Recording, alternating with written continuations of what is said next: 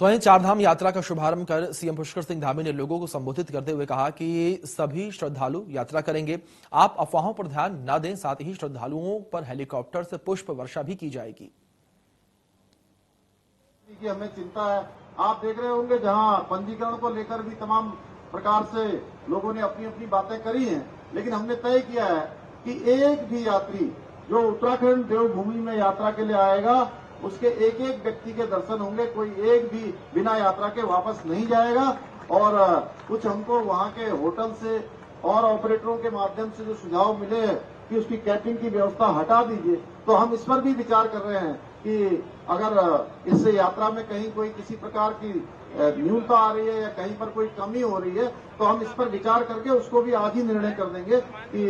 यमुनोत्री जाने वाले हमारे गंगोत्री क्षेत्र के लोग, केदारनाथ या बद्रीनाथ जाने वाले किसी भी क्षेत्र में लोगों को, किसी आने वाले श्रद्धालुओं को कोई असुविधा न हो। साथ ही जो व्यवसाय से जुड़े हुए हैं, होटल व्यवसाय से, परिवहन व्यवसाय से, पर्यटन के व्यवसाय से, उनका ये व्यवसाय भी प्रभावित न हो। एक बात मैं और कहना चाहता हूं कि आप पिछले दिनों जब जोशीमठ की आपदा आई थी तो जोशीमठ की आपदा में पूरे देश में एक वातावरण तैयार करा गया कुछ लोगों के द्वारा कि पूरा जोशीमठ डूब गया है, जोशीमठ यात्रा के लिए अब उपयुक्त स्थान नहीं रहा, वहां से यात्रा नहीं होगी। लोगों ने तमाम प्रकार की शंकाएं पैदा करी। पिछले दिनों मैं जोशीमठ स्वयं गया था और वहां पर जोशीमठ के लोगों ने एक विशाल मैराथन दौड़ का आयोजन किया जिसमें पूरे भारतवर्ष के हजारों लोगों ने भाग लिया और उन्होंने एक संदेश देने का काम किया कि जोशीमठ भी चारधाम यात्रा के लिए पूरी तरह से तैयार है। और इतना ही नहीं,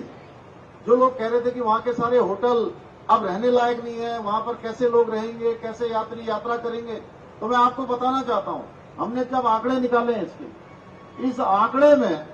मात्र 3%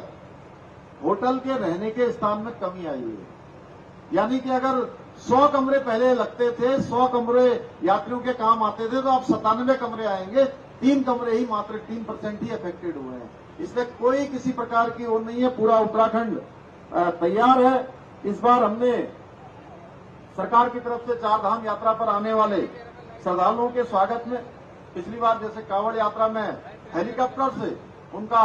पुष्प वर्षा से स्वागत किया था, इस बार हम चारों धामों पर हेलीकॉप्टर से पुष्प वर्षा करने का भी हमने निर्णय लिया है। मैं आज के इस अवसर पर हमारे